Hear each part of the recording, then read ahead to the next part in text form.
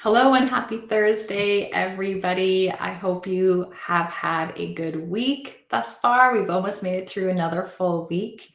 And thankfully, it is not snowing in Saskatchewan anymore. It's actually been unseasonably warm all of a sudden. So go figure. But I am loving every moment of the warm weather. It is absolutely beautiful. So I hope it is also lovely wherever you are in the world. And today I'm going to share a lemon bar recipe with you.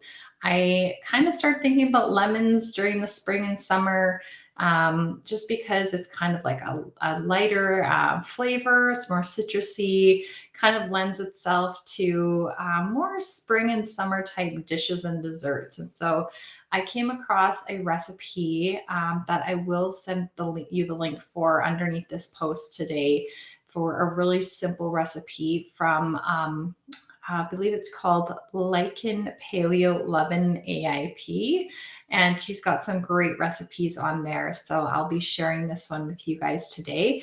And before we get started, though, for those of you who are new to my community and you're not familiar with who I am, my name is Jessica Melnick. I'm a registered holistic nutritionist, the founder of the Anti Arthritis Method, the host of the Happy Joints Arthritis Solutions Group, and I help both women and men with various forms of arthritis get back to living life the way they choose to, not the way that they have to.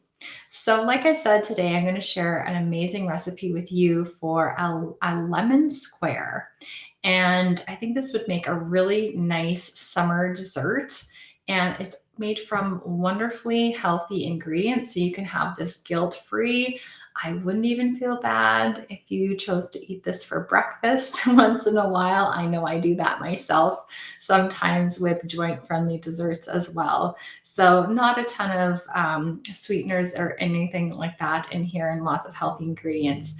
So, today I'm going to talk to you guys about two of the main ingredients in this recipe, where to find them, what kind of nutrition profile they have, just so that if you're not familiar with some of the joint friendly baking recipes and alternative flours that we use, I can tell you a little bit more. So, one of the main ingredients in this recipe is cassava flour. So, I had never heard of cassava flour until a few years ago when I was really getting into joint friendly baking because I don't know about you guys, but I love to have a good dessert or a treat once in a while.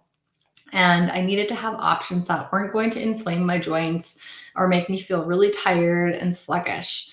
So, something like this is perfect. And cassava flour is actually from the yucca root, and it is a grain free flour alternative that is made by grating and drying the fibrous root of the cassava or yucca plant. And it's a type of plant that produces a starchy root crop. So, like I said, it's often referred to as yucca, and which is a valuable source of nutrition for many people in Africa, Asia, and Latin America. So, I had never heard of this because I live way up north in Canada where yucca does not grow. So, it took me a little while to learn about it and figure out how to use it, but there's plenty of recipes online that have been super, super helpful. So, cassava flour itself has a really good texture that lends well to baking things. So, everything from brownies or cookies or some denser breads. You can also use it in savory dishes to thicken sauces or to add to bind burger patties and meat patties. So, that can really come in handy. And it is totally grain free. So it's a really good choice for those of us who have gluten intolerant symptoms or who have celiac disease. It's also paleo friendly, and it can be consumed by people who have sensitive digestive systems or disorders such as IBS or irritable bowel diseases. And it is a popular flour alternative for those following an autoimmune protocol diet because it is highly digestible. So if you have any of those issues, this is an ideal flour alternative for you. So it's not very high in fiber, protein, healthy fats, or other essential nutrients, but it's actually low in calories compared to other flours. And it does allow you to enjoy some of your favorite recipes without the use of like processed, bleached, or gluten containing flour. So it's a great alternative. And it is a good source of vitamin C, actually, which is an important antioxidant that's tied to cancer prevention, eye health, and skin health. So, another one of the main ingredients in this recipe is lemons or lemon juice. So, this is also another food that is very high in vitamin C and antioxidants. And one of the main things I love about lemons is that it helps reduce inflammation. So it's great for those of us who have arthritis or arthritis symptoms. It helps keep that inflammation at bay. And it actually contains powerful flavonoids, including quercetin. I'm going to butcher some of these names: luteolin, apigenin, and hesperidin. So, quercetin, for example, is quite a popular supplement nowadays.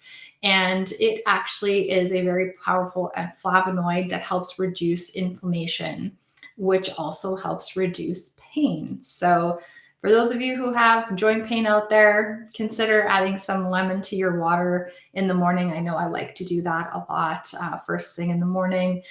Consider making this recipe. Consider, maybe making a lovely mocktail drink with some lemon juice. There's so many different possibilities.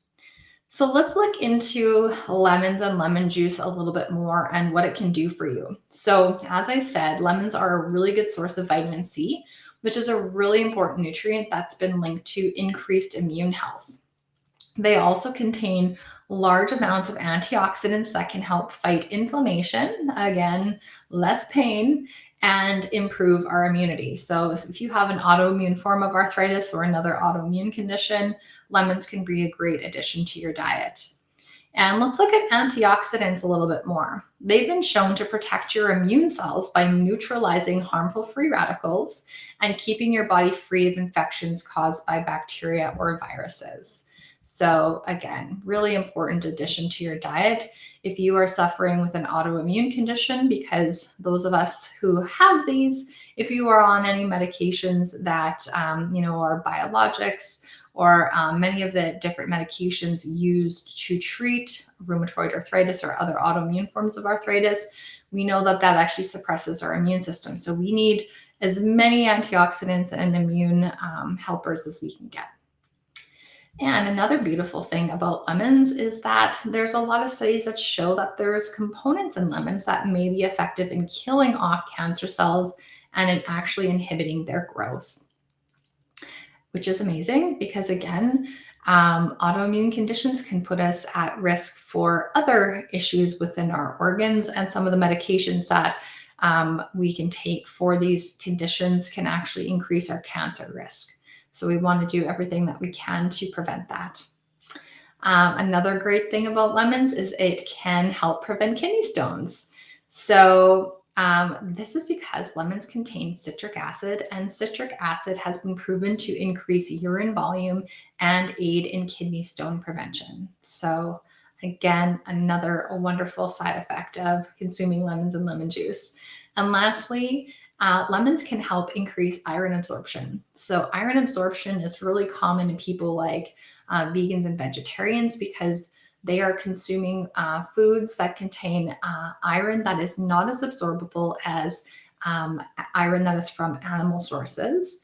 And it is also common to run into things like anemia or low iron if you are a menstruating female as well. And also, a lot of people with autoimmunity can really struggle with having anemia too. So, research shows that vitamin C, which is plentiful in lemons, can help enhance our iron absorption. So, go figure. So I hope you guys found this interesting and that you're encouraged and inspired to include lemons into your regular diet.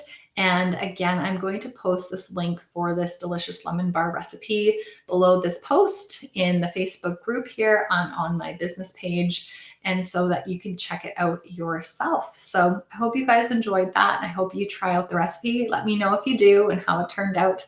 I'd be really curious to hear your thoughts on that. So with all that being said, I hope you have a wonderful weekend, and Casey and I will be back on Tuesday to talk with you more. All right, take care, everyone.